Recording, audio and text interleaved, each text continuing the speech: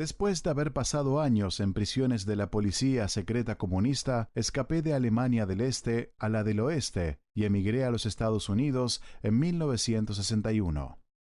Solo 2 años más tarde, obtuve un buen trabajo en el departamento de ingeniería de Hewlett Packard, a pesar de mi pobre inglés y mis dificultades para entender el sistema métrico estadounidense y el estilo gerencial. Y cuando conduje un día a lo largo de las colinas de Los Altos, en California, y vi las costosas casas, le dije a mi esposa Krista, me gustaría tener una casa como esta algún día. Cuando ella respondió, nunca llegarás tan lejos, nuestra relación tuvo otro quiebre.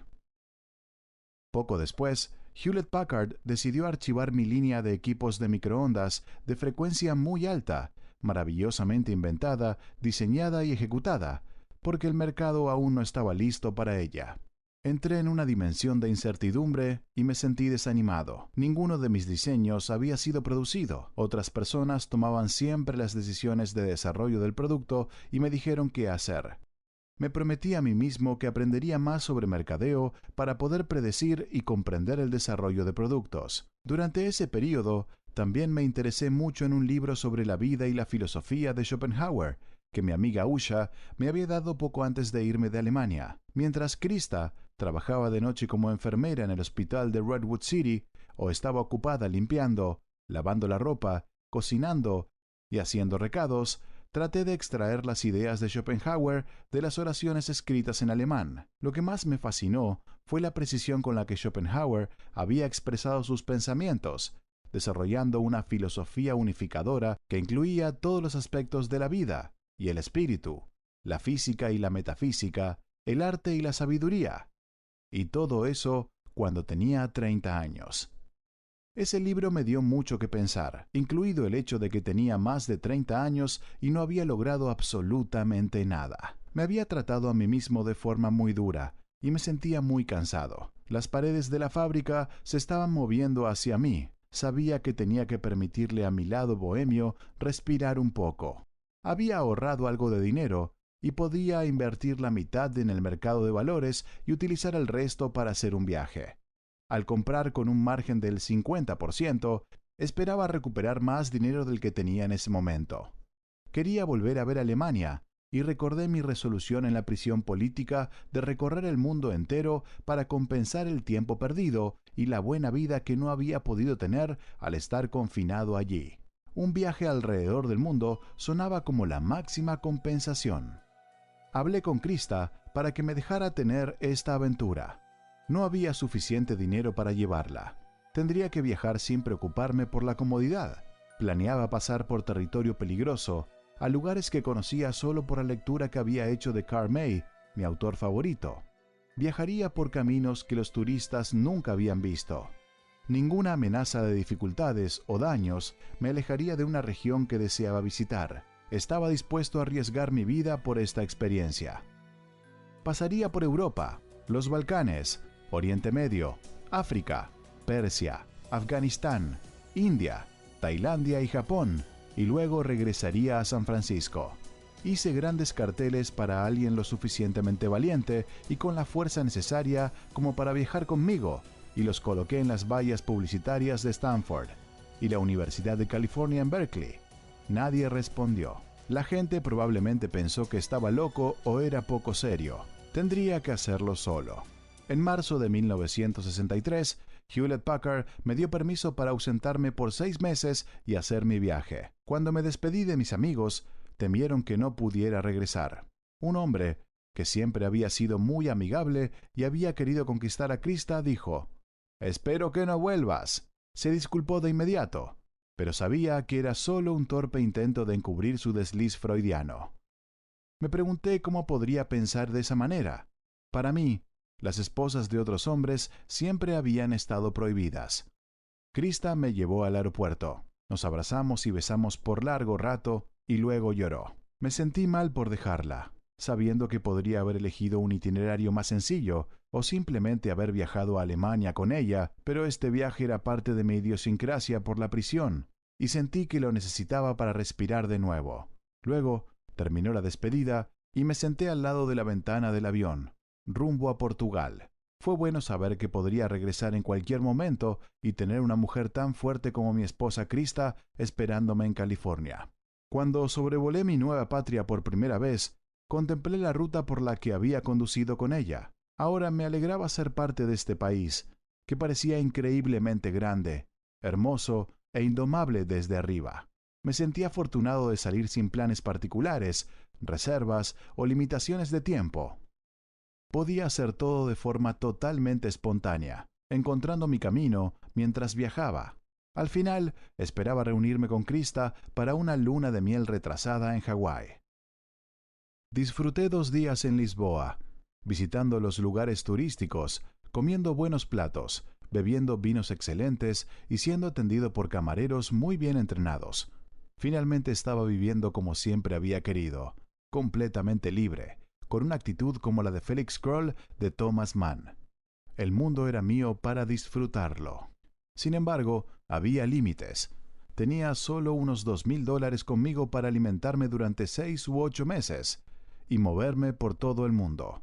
Sin embargo, con todos los paisajes del mundo para alimentarme, solo necesitaría un transporte sencillo y lugares seguros para dormir. Viajé en autobús y tren a España, a algunos lugares perdidos como Badajoz, así como a todas las ciudades famosas, Sevilla, Córdoba, Granada, Toledo, Madrid y Barcelona.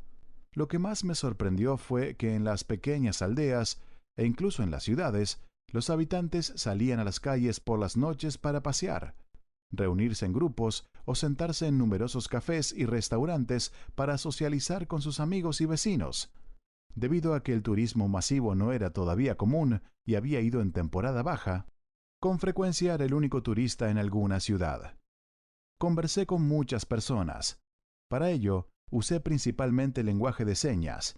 Todos parecían tener suficiente tiempo para mí y todo parecía estar más o menos, more or less. Esa vida era el antídoto que necesitaba para mi dura existencia en California. Aunque solo era un extranjero que pasaba unos días allí, tuve más contacto humano que en mi hogar en Palo Alto.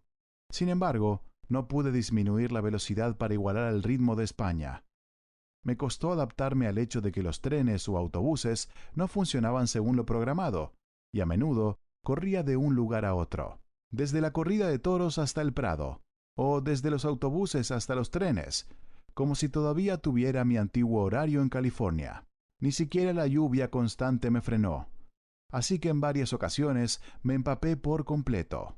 Comencé a escribir un diario para Krista, pero olvidé las primeras 30 páginas en un autobús. Luego, en el tren a París, noté que faltaba mi cámara. Me di cuenta de que la había dejado en un restaurante cerca de la estación de tren de Barcelona.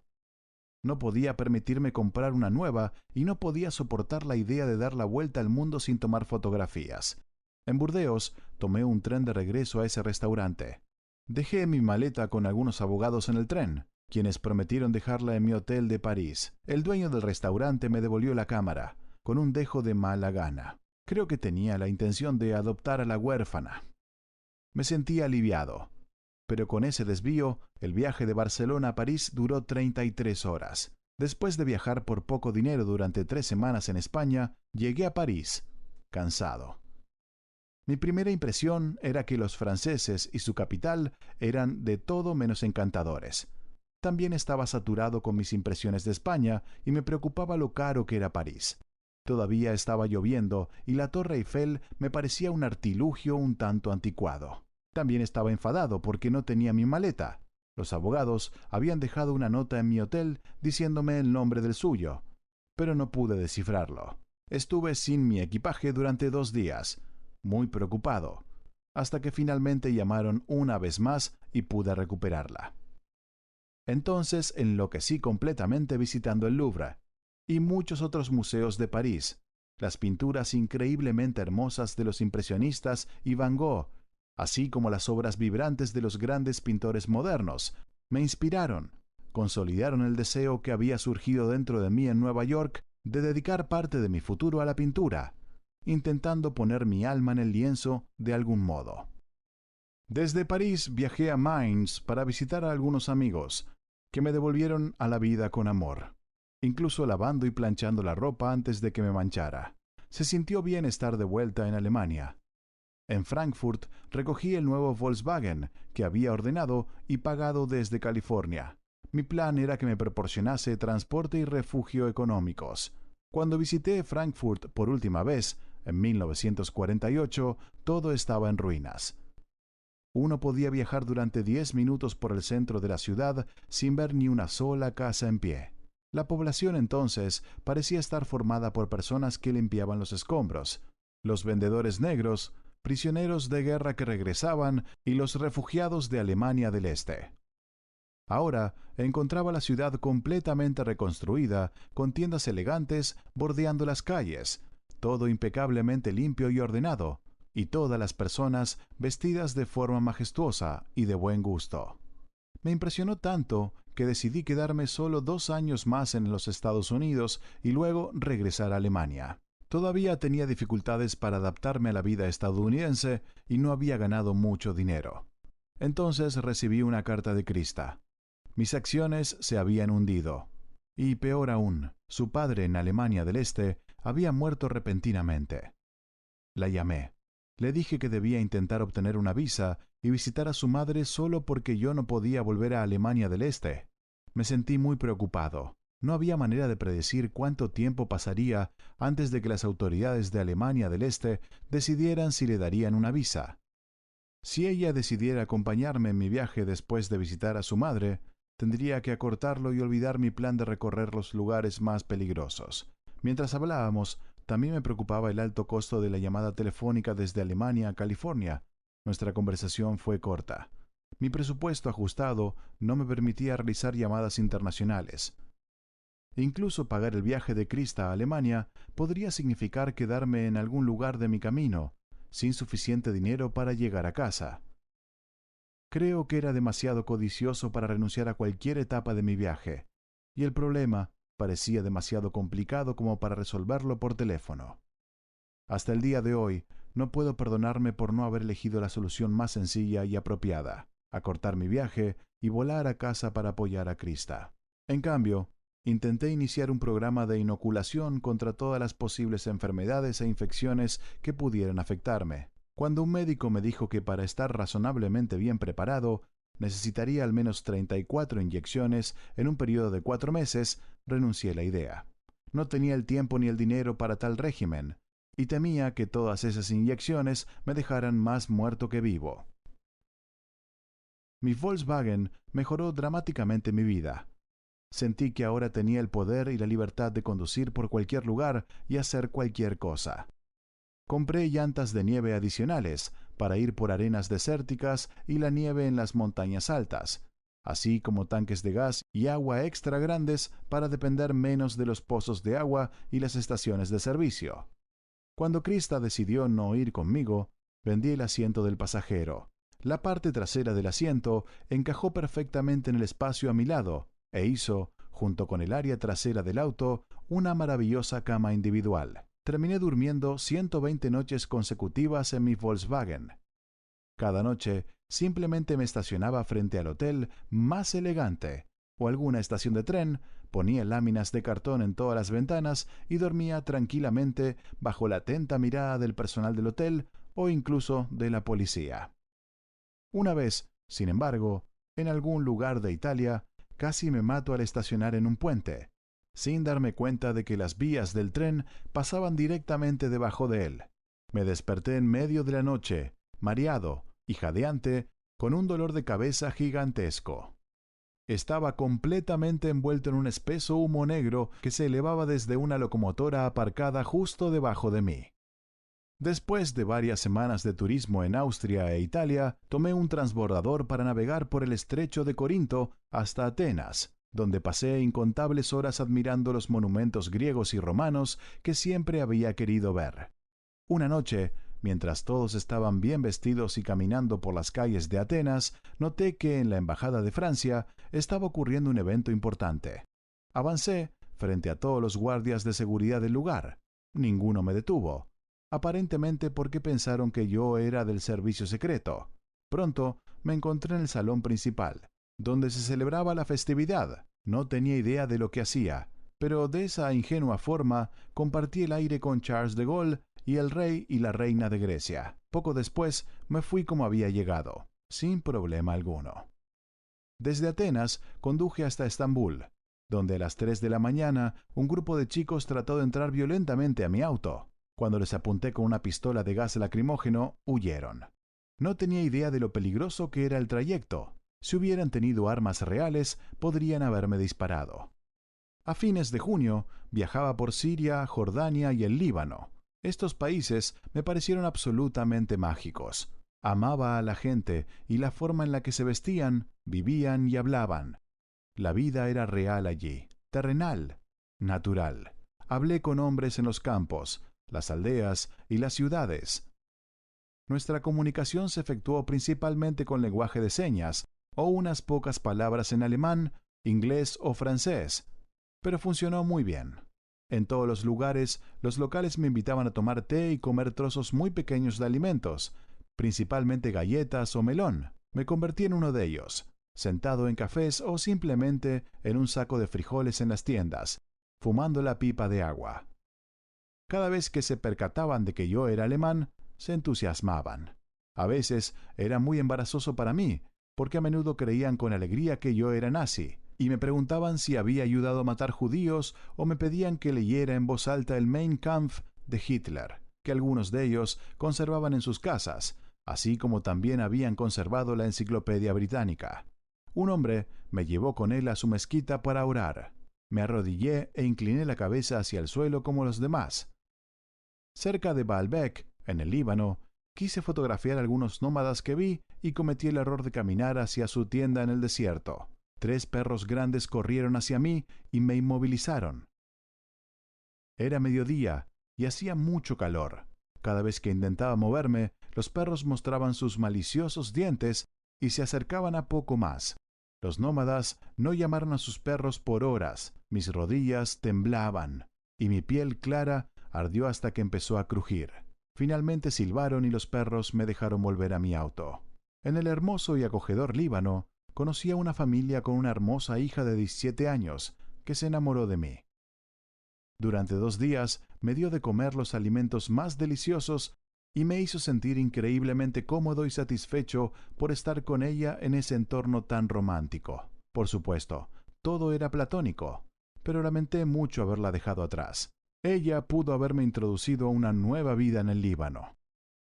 Comencé a darme cuenta de que era como un camaleón. Podía mezclarme en cualquier lugar para vivir y, como cualquiera de esas personas tan diferentes que conocí, compartir sus costumbres y comidas. Al conocer a tanta gente en ciudades, pueblos y campos en tantos países, beber y comer lo que cocinaban, observar sus vidas y tratar de vivir con ellos por un tiempo, pude conocer y percibir una clase diferente de ser humano a la que había conocido en Alemania o en los Estados Unidos. Para ese momento ya había visto tantas cosas maravillosas que sentí que el viaje ya me había recompensado enormemente. Me quedé especialmente impresionado con Roma, Atenas, Estambul y parte del Medio Oriente. No podía creer cuánto había sobrevivido cada uno de esos lugares desde sus lejanos pasados. De hecho, todas las ciudades antiguas que visité durante mi recorrido ofrecían lecciones vivientes de historia, enseñando a través de los 5 sentidos lecciones acerca de la vida de las personas, 2, 3, 4 o incluso 5.000 años atrás. Era un aprendizaje muy superior a cualquiera que uno pudiera obtener de los libros o las lecciones de historia. Comencé a arrepentirme de no haber llevado a Krista. Mientras viajaba, pensé en mejorar, convertirme en un hombre mejor que pudiera complacerla más. La extrañaba, y no podía esperar para llegar a las ciudades en las que una carta pudiera estar esperándome. Llené más y más páginas del diario y seguí enviándolas a California. Me preocupé por otros asuntos también. Necesitaba con urgencia un carnet de pasaje para ingresar a la India con mi auto, y estaba gastando mi dinero más rápido de lo previsto. Pregunté en cada ciudad, pero rara vez había cartas de Krista esperándome. Podía imaginar que haber tenido que soportar la muerte de su padre sin apoyo la había deprimido, pero no podía ayudarla desde donde estaba, y estaba decidido a continuar mi aventura. En Jordania Traté de fotografiar algunos nómadas que cortaban trigo que habían sembrado entre las rocas. Fue una hermosa vista. Pude ver todo el proceso tradicional de cosecha. Se corta el trigo con una hoz, se trilla y se separa la paja del grano. Pero en cuanto me acerqué con mi cámara, un hombre mayor se me acercó, sacó su daga curva y la puso sobre mi garganta. Sentí el acero perforando mi piel y la sangre corriendo por mi cuello. Pensé que ese iba a ser uno de mis últimos momentos con vida. Me quedé mirando sus ojos ardientes y permanecí tan tranquilo como pude. Exigió mis zapatos, se deslizó dentro de ellos, caminó de regreso con su familia y continuó lanzando trigo al aire para liberarlo de la paja. Tardé 2 horas en recuperar mis zapatos. Él no quería dármelos, pero los necesitaba. Eran los únicos que tenía. Pero después de todo, la experiencia de caminar descalzo entre las rocas, preocupado enormemente por mi vida y mis zapatos, mientras tomaba fotos de esa hermosa y colorida familia haciendo ese trabajo tan antiguo, fue excelente. Nunca olvidaré a Jerusalén ni a Belén. Con casi ningún extranjero allí, las vidas en estas viejas ciudades se parecían mucho a la que debieron haber tenido hace 2000 años. Si alguna vez estuve cerca de creer en la idea cristiana de Dios y su Hijo Divino, fue en la antigua aldea de Jerusalén, entre los edificios erosionados, los pasillos cubiertos, los caminos estrechos y las escaleras. Me encontré reaccionando como se esperaba que un cristiano devoto lo hiciera. Jesús parecía estar vivo allí de alguna manera. Se volvió tan humano para mí como los hombres que caminaban a mi lado en las calles con sus burros.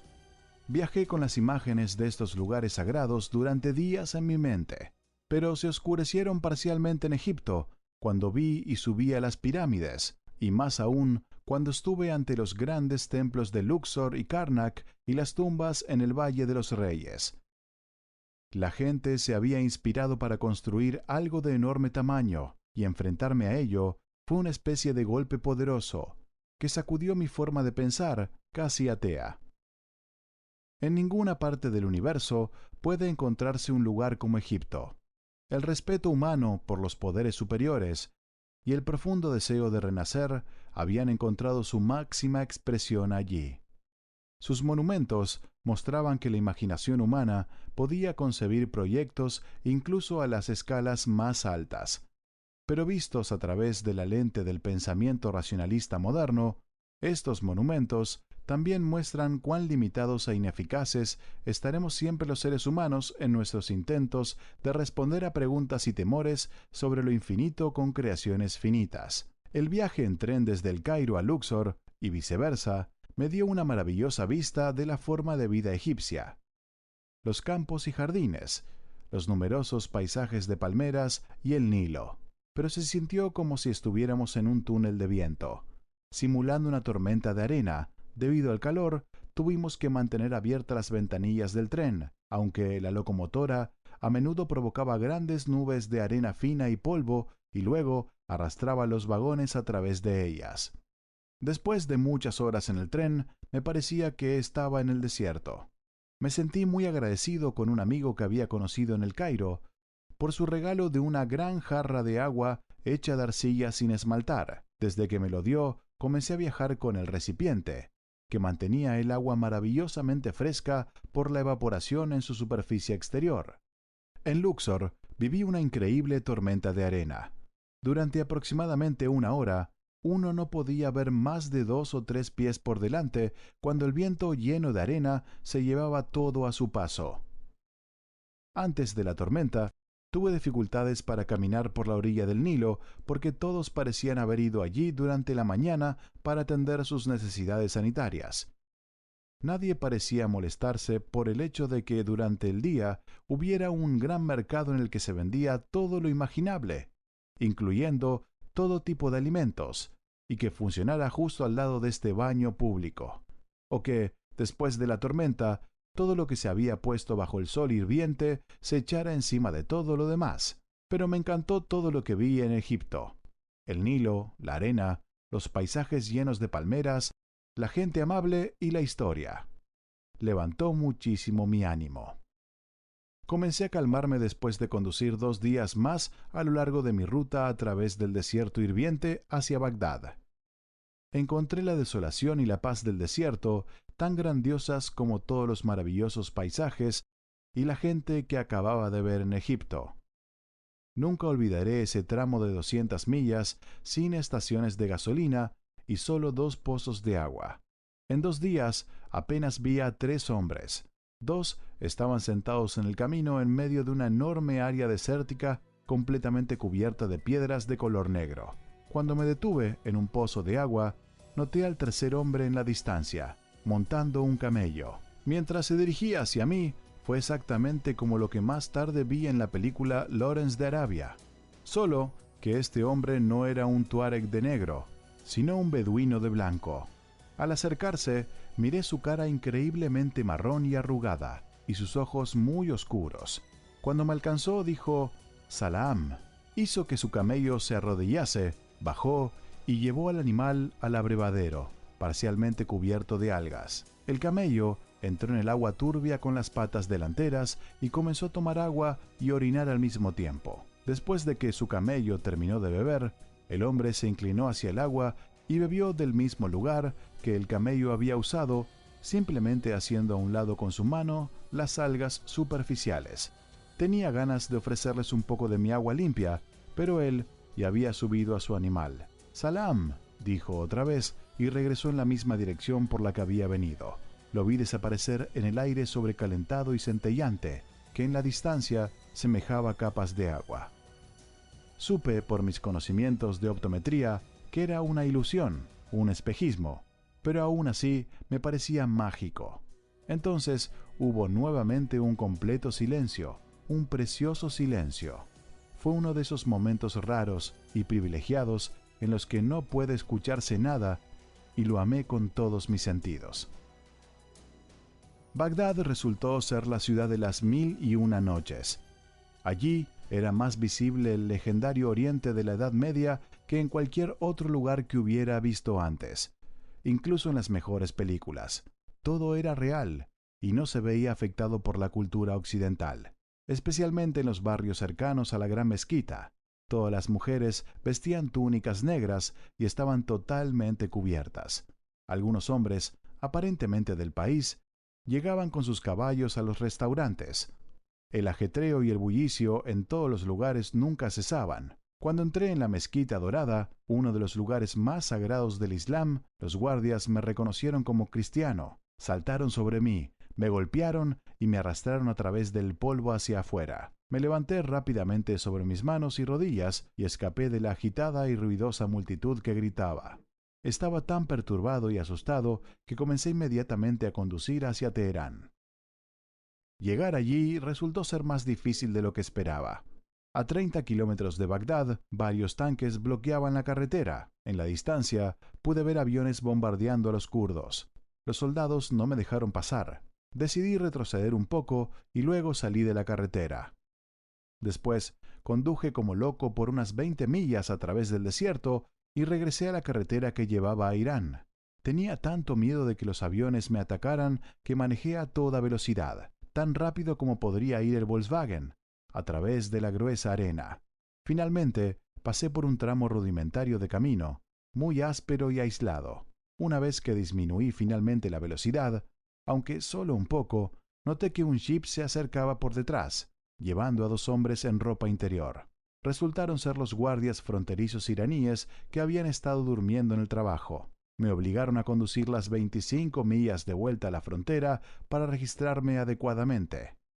Tomamos unas botellas de refresco juntos y me dejaron seguir.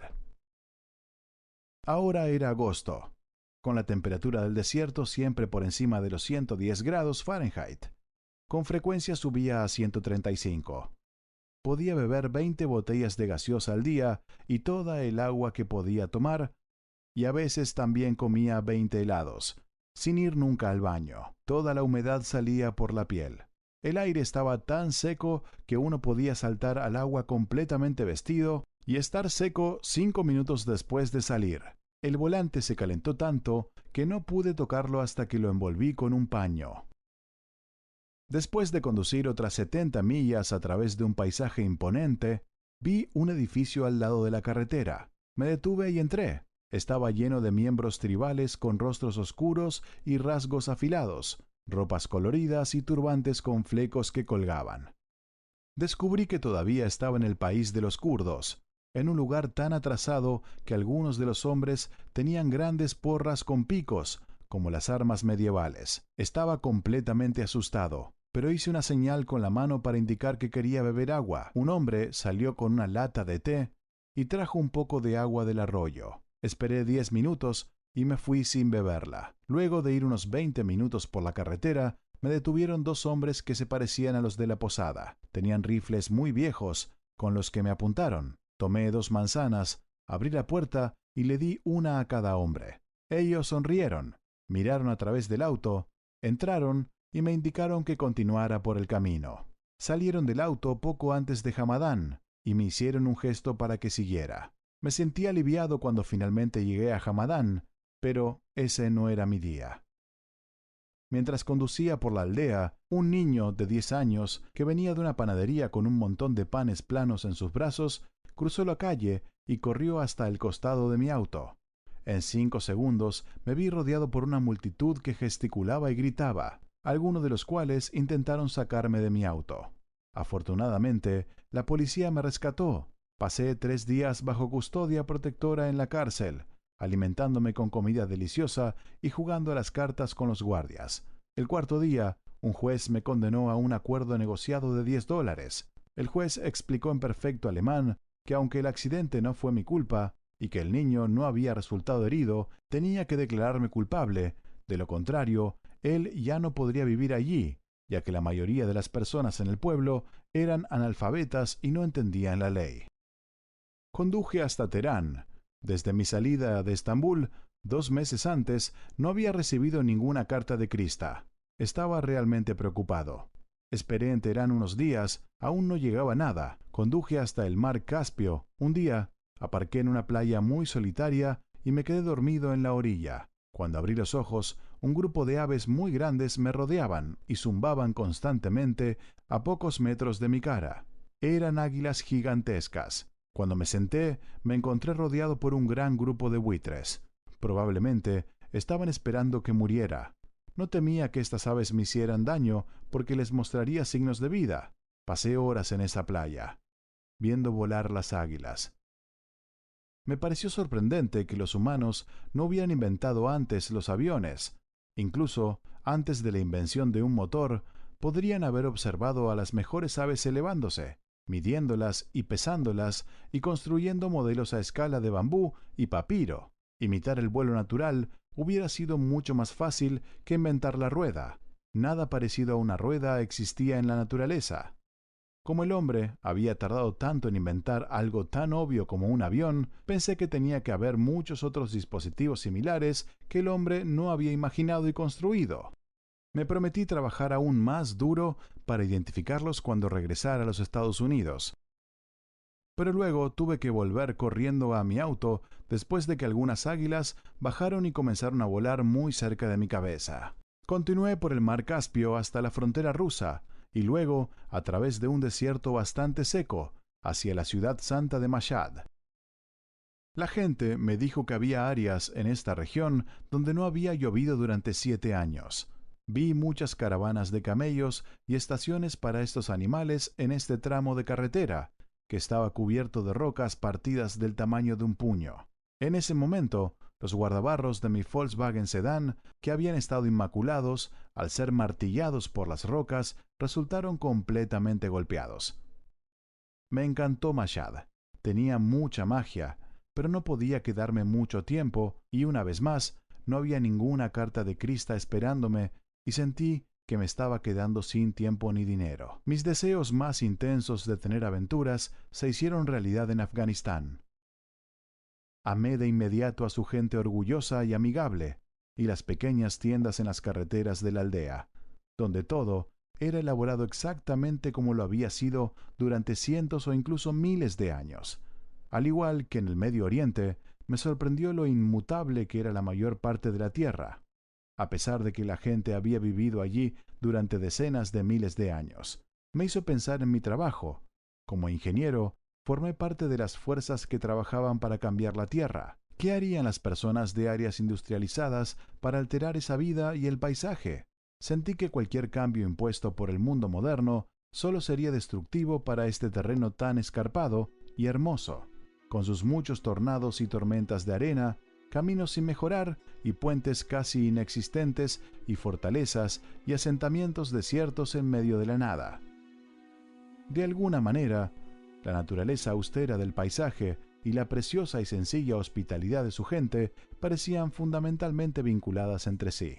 No me importaba que me robaran un par de veces. Casi todos portaban un arma de todos modos. Esos tipos simplemente me apuntaban con las suyas. Se llevaban muy poco y principalmente querían que los llevara en mi auto por unos pocos kilómetros. En Afganistán me encontré con unos cuantos rusos.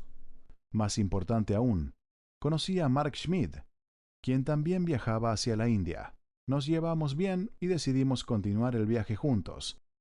Mark era un estudiante de medicina de Hamburgo, que tenía un estilo de vida maravilloso, animado y positivo, y que se presentaba a sí mismo. También podía manejar a la gente muy bien.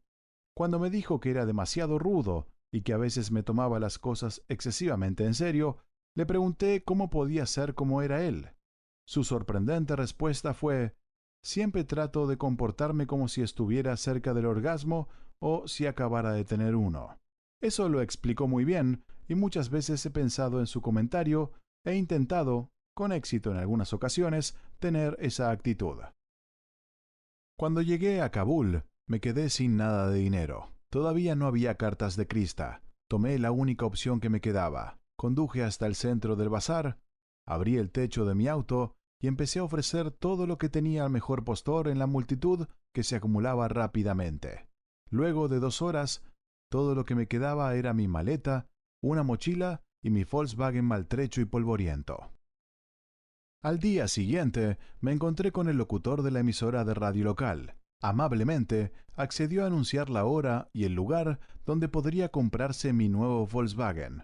Limpié el auto durante 2 días enteros sin mucho éxito y logré venderlo por $350 más de lo que había pagado por él. El ministro de Comercio Exterior de Afganistán, un tipo amistoso que hablaba un alemán perfecto y que resultó ser la única persona en su país capaz de darme un sello de liberación en mi pasaporte que me permitía salir del país sin el Volkswagen, lo compró. Ahora tenía el dinero suficiente para regresar a los Estados Unidos, pero desafortunadamente tenía disentería mediana y estaba demasiado enfermo para viajar. Decidí enviar la mayor parte de mi equipaje restante a California para poder viajar con menos peso. Durante días estuve alucinando por la fiebre alta que tenía. Cuando mejoré un poco, Mark y yo subimos al techo de uno de los autobuses a Pakistán para un viaje increíblemente aterrador por la sinuosa carretera de Khyber Pass. Desde nuestra posición en el techo podíamos ver constantemente los escombros quemados de los autobuses que habían caído desde la carretera hasta el profundo desfiladero en la parte baja. Nuestro viaje terminó en Peshawar. Allí, todos caminaban con un arma sobre sus hombros. Los únicos alojamientos que pudimos encontrar estaban en un hotel terriblemente primitivo. Pagamos menos de $1 por noche, pero tuvimos que cagar en algún lugar del techo en macetas rebosantes mientras miles de millones de moscas cubrían cada parte de nuestros cuerpos. Mi disentería había regresado y tenía que volver a ese sucio techo cada media hora o las inmensas cantidades de gas me habrían destrozado. Estábamos tan desesperados por salir de Peshawar que viajamos a Amritsar en el techo de un tren. Al menos uno podía respirar allí. El interior del tren era apretado y sofocante. El calor y la humedad eran tan extremos que nos duchábamos, completamente vestidos, cada vez que el tren se detenía en una estación. Pero Amritsar valió la pena. Era como si hubiera salido de una fábula, hermosa, exótica y más cómoda que cualquier otro lugar en el que hubiéramos estado recientemente. Los Sikh eran amables y disfrutábamos poder ver mujeres nuevamente. En todo Afganistán solo había visto 2, y ambas estaban completamente cubiertas de pies a cabeza. sentimos que teníamos que ir a Cachemira. Cuando llegamos a Srinagar, fuimos abordados por miles de mendigos agresivos, pero era una ciudad hermosa, y había lagos cubiertos de lirios con casas flotantes para vivir. Alquilamos una de inmediato, porque ya estaba tan enfermo que ya no podía caminar.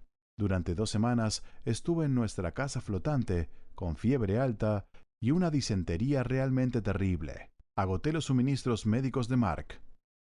No puedo simplemente darte las pastillas que creo que podrían ayudarte. También tienes que tener la voluntad de vivir, me decía. Con el tiempo me recuperé. Mientras vivíamos en la casa flotante, los comerciantes locales iban en botes para vendernos cosas. Uno era un shikar, un guía de caza, y acordamos ir con él en una expedición de caza de osos. 2 días en un autobús y muchas caminatas nos llevaron a un pequeño pueblo a 7.000 pies de altura en el Himalaya. Llovía como si estuviéramos en el infierno. Después de 2 días allí, el shikar nos despertó alrededor de las 3 de la mañana y nos dijo: «Hay osos en los perales». Ese pueblo tenía un problema con los osos. Los indios les habían quitado todas las armas a los aldeanos musulmanes, por lo que los osos podían comer todas sus frutas sin miedo alguno. No disfruté al levantarme en medio de la noche para resolver su problema. Estaba completamente oscuro y frío y tenía mucho miedo. Teníamos una sola arma, que parecía haber sobrevivido a la Edad Media. Me dieron el arma y me permitieron disparar primero, mientras que el shikar y Mark tenían sus hachas como sus únicas armas. Temblando de frío y miedo, caminamos debajo de cada peral, encendiendo una linterna entre las ramas para buscar a algún oso. Eso me pareció muy peligroso y esperaba que uno de ellos nos atacara en cualquier momento. Afortunadamente para nosotros, no encontramos a ninguno esa noche. Al día siguiente, en una zona más alta del bosque, le disparé a un gran oso pardo. Lo hice desde una distancia increíble y lo golpeé justo en su espalda, pero escapó. Lo buscamos durante 3 días, escalando rocas y matorrales, siempre con nuestra única pistola y 2 hachas listas. Al final del segundo día, los zapatos de paja de nuestro guía y sus amigos del pueblo estaban tan desgastados que era como si fuesen descalzos. Finalmente, nos sentimos demasiado cansados para continuar. Prometí a cada uno de los 3 miembros de la tribu que nos habían ayudado a buscar que les enviaría a cada uno un reloj de pulsera si encontraban al oso. Lo despellejaban, lo bronceaban y me lo enviaban a California. Cuando llegué a Hong Kong, compré 3 relojes de pulsera atractivos y funcionales por un total de $5 en caso de que lo lograran. 6 meses después, recibí una hermosa piel de oso. Envié los relojes como prometí. 3 meses después, recibí una carta de mis voluntarios. Habían caminado durante días hacia Srinagar, contratando a una escriba allí, y le habían dictado una carta. Esa carta me conmovió más que ninguna otra que hubiera recibido. Estimado Sahib Johannesmeyer, recibimos los relojes que prometiste y por el resto de nuestras vidas no olvidaremos, comenzaba.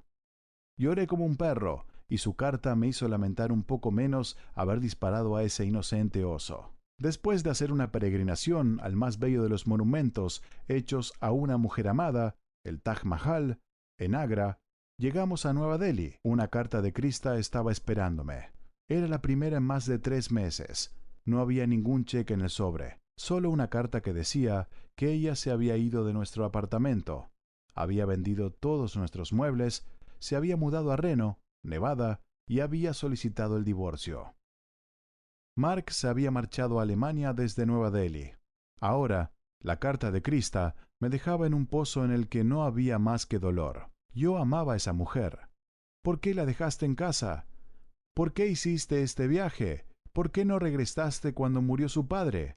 Me pregunté una y otra vez. Pero tenía en mí la necesidad de viajar y la creencia de que al hacerlo podría recuperar el tiempo que había perdido durante mi encierro en las cárceles de Alemania del Este.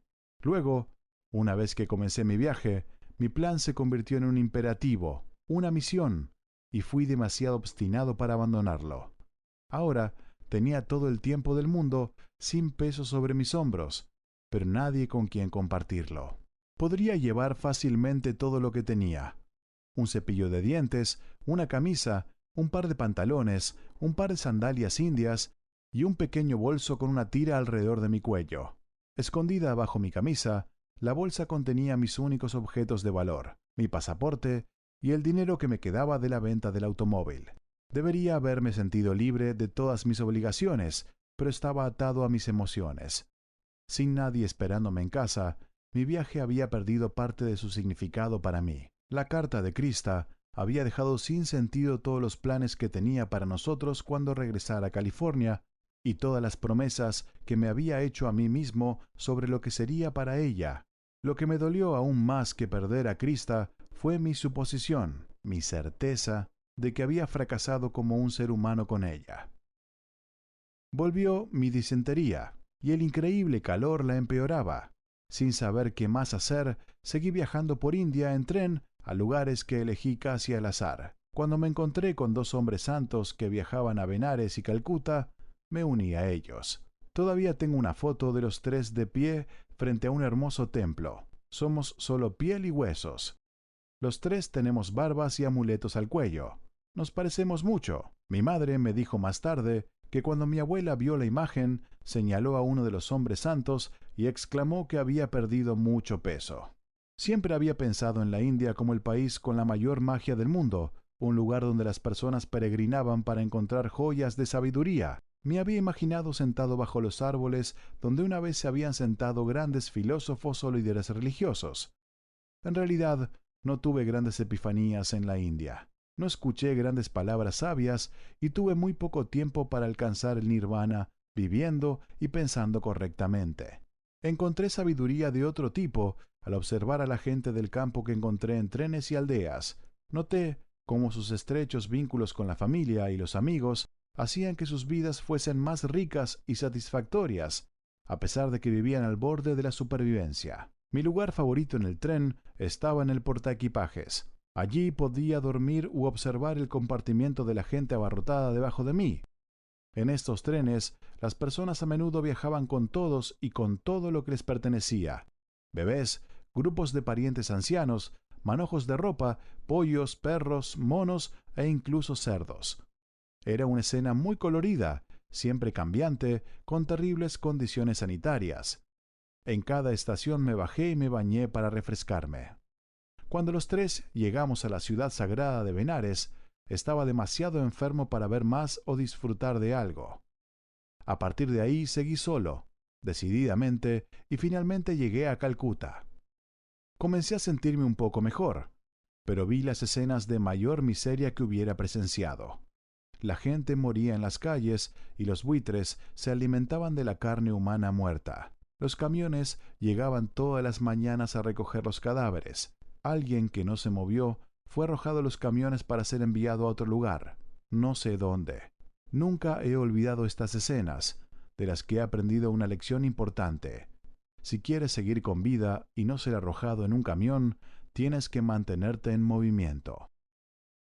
Me sentí miserable, tanto mental como físicamente, y consideré no hacer el resto de mi viaje y regresar a California. Pero alguien me dijo que después de llegar a Tailandia, las condiciones volverían a mejorar. Así que continué a Bangkok, lugar al cual quería ir porque tenía muchas ganas de ver los templos mágicos y el mercado flotante. Repentinamente, fuera de una pequeña tienda de antigüedades, me sentí tan débil que colapsé. El propietario, al darse cuenta de que estaba muy enfermo, me llevó a su casa, que no estaba muy lejos. Su familia me trató como uno de sus miembros, cuidándome durante varios días mientras yo estaba en cama con mucha fiebre. Su hermosa hija de 18 años, New, me sostuvo en la forma en la que alguien lo haría con su perro favorito. Me alimentó, me bañó, me acarició e incluso durmió cerca de mí durante las noches. Era tan natural que la familia no se oponía. Esta familia actuaba con una sensibilidad, serenidad y orgullo increíbles, y New era completamente natural, sin inhibiciones, libre y pura. Ella me enseñó algunas palabras tailandesas y yo le enseñé las palabras en inglés que más me gustaba escuchar. Después de recuperarme, llevé a New a un viaje por Tailandia. Alquilé un largo bote de madera que venía equipado con un potente motor en la parte posterior y un pequeño hombre mayor como guía y timonel. Navegamos por los ríos e incluso cruzamos el océano hasta que llegamos a templos remotos, pueblos solitarios y playas aisladas. Dormimos en plataformas elevadas justo bajo el cielo y comimos todo tipo de alimentos nativos, principalmente frutas, arroz, pescado y langostas. Estaba más cerca del paraíso de lo que nunca había estado. Me sentí como un joven de 18 años y pensé que podría quedarme allí para siempre. Sin embargo, mis reservas de efectivo disminuían y no tenía forma de ganar dinero en Tailandia. Tuve que volver y enfrentar la realidad. Me despedí de Nhu y su familia maravillosamente amable con la honesta promesa de regresar. Realmente quería hacerlo. Pasaron 25 años antes de que volviera a Tailandia. Cuando fui a la zona donde había vivido la familia de Nhu, todo había sido remodelado. Todos los edificios eran nuevos. Tenía muy poco tiempo para localizarla a ella y su familia, pero los recuerdo con gran gratitud y amor. Desde Tailandia volé a Hong Kong, Japón y Hawái, y pasé solo un par de días en cada lugar. Pensé entonces, y luego, lo he hecho también acerca de lo que gané en este viaje. Primero, me dio tiempo para pensar en mí mismo. Mientras viajaba, me di cuenta de que quería rehacerme y convertirme en una persona mejor, y deshacerme de todas las actitudes y sospechas que quedaban en mí por mi tiempo en prisión. Mi exposición al mundo me afectó tanto como mi introspección. Durante mi viaje disfruté de muchos periodos en los que estuve totalmente absorto en los eventos que estaban desarrollándose, como puede verse durante una representación teatral. Llevo alguno de estos momentos dentro de mí, como fotografías tomadas con mi cámara o los poemas y libros favoritos que forman parte de mi personalidad. Se han convertido en importantes puntos de referencia de mi esencia, piedras adicionales de mosaico que constituyen la base de mi pensamiento y mi ser.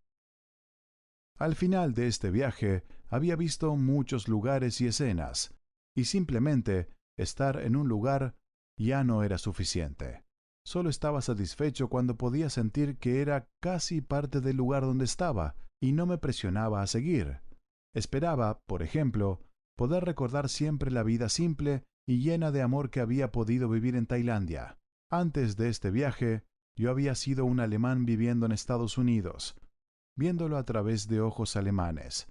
El viaje rompió la forma de mi condicionamiento nacional, permitiéndome ver que el camino alemán no era el único ni el correcto. Comencé a poder ver los países europeos, americanos y asiáticos de manera diferente, cuando podía mirar a cada uno con el conocimiento de la cultura de los demás. Sin embargo, descubrí que este nuevo punto de vista sobre el mundo me diferenciaba un poco de la mayoría de las personas con las que trabajé en ese momento y más adelante. Me di cuenta de que la diferencia era algo similar a la forma en la que vivir en una sociedad penitenciaria me había dejado. Incapaz de hablar sobre la vida con personas que solo la habían vivido en condiciones mucho menos extremas. A mi regreso a California no tenía dónde quedarme. Krista había vendido todos nuestros muebles, se mudó del departamento y se fue. La encontré más tarde en Reno, Nevada, y comenzamos una nueva relación de amor. Pero el proceso de divorcio continuó hasta el último día en que Krista esperó en los escalones de la corte mi presencia o un mensaje para cancelar su divorcio, pero elegí no aparecer.